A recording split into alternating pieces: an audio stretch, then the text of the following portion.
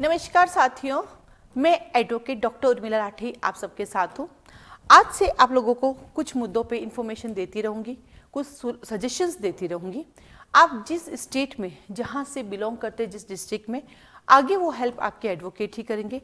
आपको अपने कोर्ट में जाना है तो वहाँ पर भी आपके एडवोकेट आपकी मदद करेंगे। ठीक है, मैं आपको सिर्फ कुछ कानूनों के बारे में बताऊँगी क्योंकि बहुत सारे केसेस हैं जो आज ज्वलन चल रहे हैं, जैसे कि सीनियर सिटीजन की मेंटेनेंस करना, जैसे कि माता पिता का भरण पोषण करना, है ना, माइनर चाइल्ड का कस्टडी किसके पास रहेगी, या फिर मैरिड जो डॉटर है उसका मेंटेनेंस कब उसका हस्बैंड देगा, कब पेरेंट्स देंगे, राइट। डिसेबल जो पर्सन है उनकी केयर कैसे करना, है ना, रेप के केसेस में कैसे अपने आप को प्रोटेक्ट करना या कैसे आपको जस्टिस लेना, डोमेस्टिक वायलेंस एक्ट में कैसे, यानी हम उन मुद्दों पे चर्चा करेंगे जो ज्वलंत है और जहाँ पे कहीं ना कहीं हमें लगता है कि हमें न्याय नहीं मिल पा रहा है या कहीं ना कहीं हमें लगता है कि हमें झूठा फंसाया जा रहा है। तो ये दोनों पॉइंट ऑफ व्यू से हम बात करेंगे। ठीक है, तो चलिए स्टार्ट करते हैं। आज मैं आपके सामने एडवोकेट डॉक्टर उर्मिला राठी हूँ।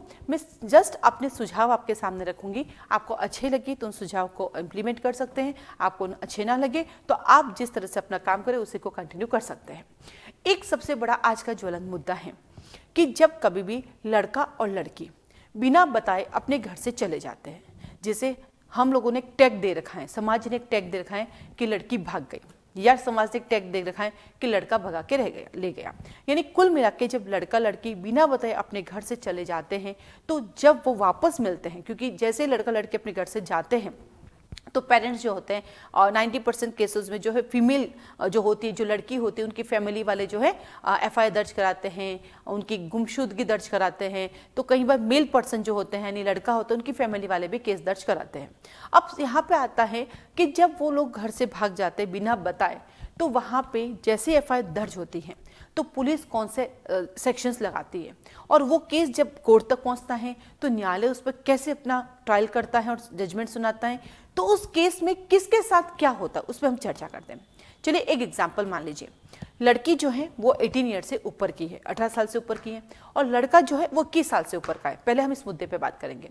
लड़का 21 साल से ऊपर का है और लड़की जो है वो 18 साल से ऊपर की है, और दोनों ही अपनी मर्जी से अपना घर छोड़ के जाते हैं। जब वो चले जाते हैं तो लड़की के परिवार वालों को जब ये बात पता चलती है तो वो क्या करते हैं, लड़की को ढूंढना शुरू करते हैं। जब वो लड़की को ढूंढना शुरू करते हैं, लड़की नहीं मिल पाती तो भागे भागे जाते हैं पुलिस के पास। किसके पास जाते हैं? पुलिस के पास। और पुलिस से कहते हैं कि हमारी बेटी दिस डे पे घर से चली गई।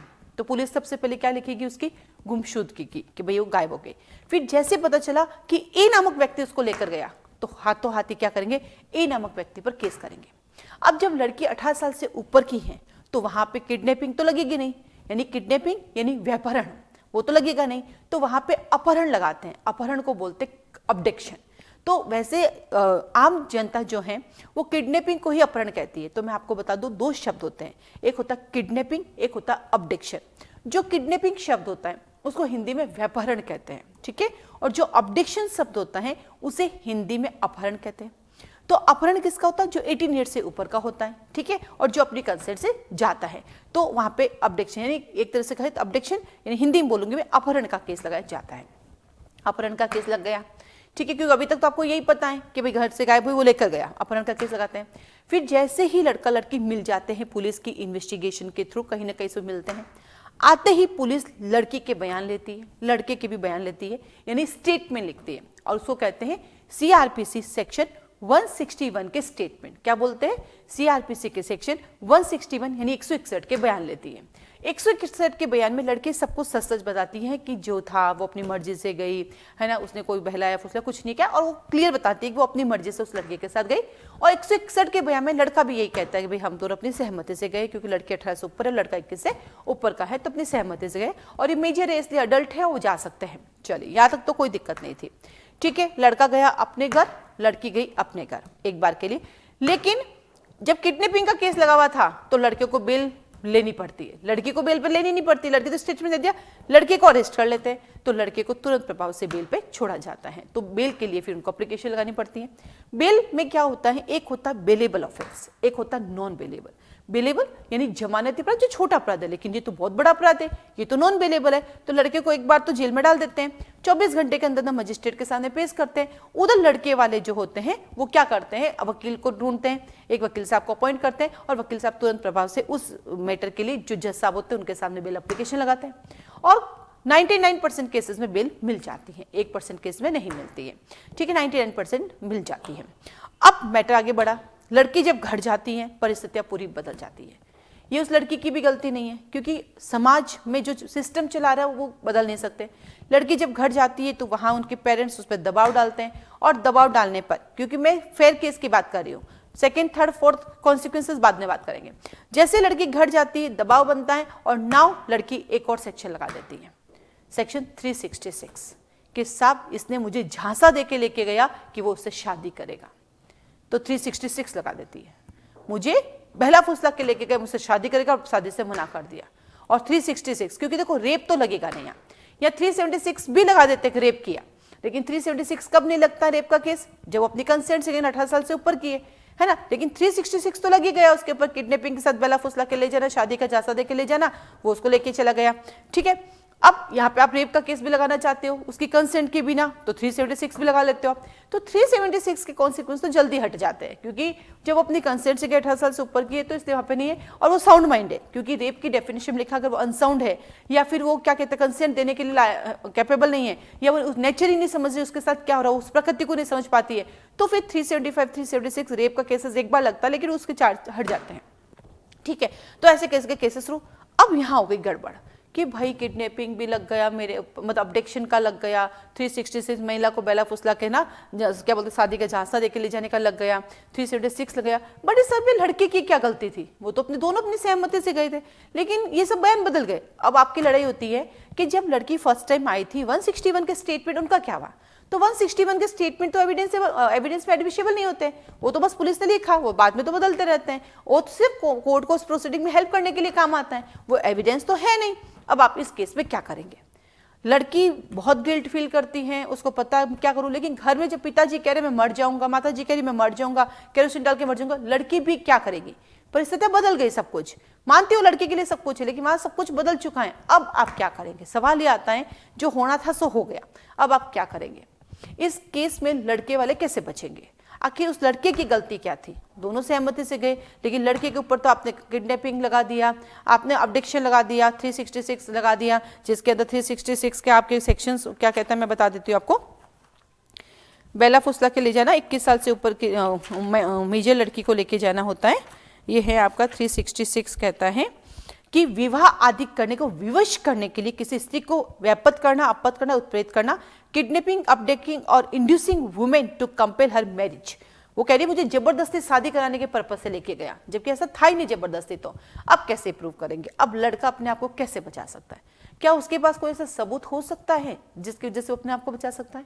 यस, वो बता सकता है कि हम दोनों फ्री कंसेंट से गए थे। कैसे बताएगा, उन दोनों ने बातें की होंगी, फोन की कॉल रिकॉर्ड होगी। अगर कोई बंदा आपसे 1 घंटा 2 घंटा 3 घंटा रोज की बातें करता है तो जबरदस्ती तो कोई किसी से बातें नहीं कर सकता, राइट। आपके पास कॉल रिकॉर्ड हो सकती है, आपके पास मैसेजेस हो सकते हैं जो उसने आपको और आपने उसको किए थे, क्योंकि कोई भी बंदा ऐसे ही नहीं होता है कह रहा 18 साल से ऊपर का बच्चा, दूध पीता बच्चा तो होता नहीं है कि उसको समझ नहीं आता है। तो आप सबसे पहले अपनी कॉल रिकॉर्ड, ठीक है, आपकी व्हाट्सएप की चैट अगर की है वो प्रूव करें कि सर मान लीजिए अगर मैंने जबरदस्ती किया, मैंने बहलाया फुसलाया, तो इतने सारे मैसेज में कहीं आपको दिख रहा है। फिर हम जब रवाना हुए, हम बस या ट्रेन से गए, मानो मैंने जबरदस्ती की है, तो किसी न किसी को तो वो इशारा करते मुझे बचाओ, मुझे जबरदस्ती लेके जाया जा रहा है, वो तो सबूत दे सकते हैं। ठीक है, उसके बाद आप जिस होटल में रुके उस होटल के कैमरे जो होते हैं उनकी रिकॉर्डिंग निकाल सकते हैं कि सर इसमें देखिए इसके चेहरे से भी कहीं से लग रहा है कि जबरदस्ती मेरे साथ चल रही है। उसके बाद चलो होटल में भी आप जबरदस्ती मान को ले गए, लेकिन आप पार्क में घूमने जा रहे हो, आप रेस्टोरेंट में खाना खा रहे हो, आप मूवीज देखने जा रहे हो, उन सब जगह पे वो जबरदस्ती थोड़ी चलेगी या बेलाई फुसले थोड़ी चलेगी आपके साथ, ऐसा तो नहीं है वो बेला फुसला के चलेगी। यदि आपने चीट करने के उद्देश्य से उसको लेके गए तो मैटर ही अलग बन जाता, लेकिन आप दोनों तो साथ मिले हैं, साथ घर आए हैं वापस, है ना, पुलिस ने उसको पकड़ा है, साथ में किया और 161 के बयान उसने सबको सच सच दिया, घर जाके वो बदल गई थी। तो आपके पास क्या थी, वो फोटोग्राफ्स आप वो दिखा सकते हैं जहां जहां आप घूमने गए हैं। क्योंकि देखो केवल होटल की फोटो छोड़ दो कि वहां जबरदस्ती है, लेकिन आप पार्क में घूम रहे हो, आप रेस्टोरेंट में घूम रहे हो, आप शॉपिंग सेंटर पे गए हो, आपके पास फोटो है। मान लीजिए आपने उस समय फोटो नहीं खींची क्योंकि आपका इंटेंशन गलत नहीं था, आप तो गुड फेथ में उसके साथ आए हो, लेकिन बाद में केस बनते हैं। तो आज के समय में हर जगह पे कैमरे अवेलेबल होते हैं, आप कैमरे की रिकॉर्डिंग कोर्ट से रिक्वेस्ट करके मंगवा सकते हैं कि साहब आप मंगवा दीजिए। उन सबको देखने से कहीं पर भी एक छोटा सा भी पॉइंट लग रहा है कि लड़की के साथ जबरदस्ती है, अगर जबरदस्ती है तो किसी न किसी को तो इशारा करती, वो कभी ना कभी तो इशारा करती। हम आज 2 दिन से 3 दिन से जहां बाहर से हम वापस आए हैं, इस दौरान देखिए रेलवे स्टेशन या बस स्टेशन या पब्लिक प्लेस पार्क, वो किसी न किसी को तो इशारा करती कि मेरे साथ जबरदस्ती हो रही है, मुझे फंसाया जा रहा है, मुझे बचाओ, कोई ना कोई तो मदद करना आता है। और इस पूरे के पूरे 2 से 3 दिन के में इस लड़के के पास ना तो कोई हथियार था, ना कोई बंदूक थी, ना कोई तलवार थी, ना चाकू था जिससे उसने डराया हो, और ना उसकी ऐसी कोई थिंग थी इसके पास जो उसने डराया हो। ऐसा कोई क्लिप का भी आपके एफआईआर में कोई है नहीं कि मेरी क्लिपिंग बना दी, मुझे धमकी दे, ऐसा कुछ नहीं था। तो आप वो सारे सबूत प्रोड्यूस करें जिनसे देखकर ये बता सकते हैं कि इनकी शकल से ऐसा लग रहा है क्या। क्योंकि जो जज की कुर्सी पे बैठा है वो सब कुछ पता होता है, लेकिन कानून अंधा होता है और कानून सिर्फ उन्हीं बातों पे भरोसा करता है जो उनके सामने सबूत लाते हैं। और अगर ये सबूत आप पेश करते हैं तो जज साहब को भी देख के पता चल जाता है, क्योंकि जज साहब को भी प्रिजम्पशन करने का अधिकार होता है और उन शकल से, उन मैसेजेस से, उन चीज़ों से देख के पता चल सकता है कि क्या वाकई जबरदस्ती हुई थी, क्या क्या बहलाए फुसलाया गया था, ये इन सब चीज़ों में कुछ और ही चल रहा है। तो इस केस में इससे फायदा ये हो जाता है कि एटलीस्ट लड़के को दोष मुक्त कर दिया जाता है, एक्विटल कर दिया जाता है, कन्विक्शन होता है। उस लड़की से शादी करनी नहीं करनी सेकेंडरी मैटर है। फिलहाल सबसे पहला है कि लड़के को बिना मतलब की जो सजा मिलने वाली उस सजा से बचाया जा सकता है इन सब सबूतों के आधार पर। ठीक है, तो इस तरह से जो है कि जब भी लड़का और लड़की जब घर से जाते हैं तो लड़की वाला अक्सर केस करते हैं। तो आपके पास प्रूफ सिर्फ इतना ही है जो अब तक के आपके साथ ट्रांजेक्शन जो उसके हुए हैं, जो जो फोटोग्राफ्स आपने लिए हैं वो हो सकते हैं। या अगर मान लीजिए वो भी नहीं है तो आपके वो फ्रेंड्स जिन्होंने उसको आपके साथ कई बार देखा है, या आप सब चारों दोस्त, 5 दोस्त जितने भी लोग मिलकर कहीं रेस्टोरेंट में गए हैं, तो उनसे आप उन एविडेंस को ला सकते हैं कोर्ट के अंदर के साथ, देख लीजिए जबरदस्ती होती तो ऐसा नहीं है। और जबरदस्ती हम 1 घंटे 2 घंटे 3 दिन 4 दिन की हो सकती है, लेकिन हमारे साथ तो 2 साल 3 साल 4 साल से, ऐसा तो नहीं 2 दिन रिश्ता बना 3 दिन में गायब हो जाएंगे। कहीं तो लॉन्ग टर्म रिश्ता रहा होगा ना, आप उनको प्रूव कर सकते हैं। जो जो आपसे और उनको दोनों को जानते आप उनको प्रूव कर सकते हैं, ताकि कम से कम ये है कि जो हुआ था वो हो गया, लेकिन बिना मतलब के आपको जो दोष सिद्ध होने वाली, जो कन्विक्शन होने वाला, आप उससे अपने आप को बचा सकते हैं। तो ये तो मुद्दा था किसका, 18 साल से ऊपर की लड़की और 21 साल से ऊपर के लड़के के लिए। नेक्स्ट वीडियो में हम बात करेंगे कि लड़का 21 साल से ऊपर का है लेकिन लड़की 17 साल की है, 18 साल से कम की है, तो वहां पे पोक्सो भी लग जाता है। तो उसमें हम चर्चा करेंगे कि क्या वो पोक्सो में कंसिडर करेंगे या उसमें भी हम अब अक्यूज्ड को जो है दोष मुक्त कर सकते हैं। मैं अक्यूज्ड की बात नहीं कहूंगी, मैं कहूंगी जब दोनों ही सहमति से जाते हैं तो क्यों अकेले लड़के को सजा मिलती है, वाई दोनों को ही सजा ना मिले, दोनों अपने अपने घर जाए, हो गई गलती परिवार वाले संभाले, है ना। तो कैसे हम ये देख सकते हैं कि प्रोटेक्शन मिले।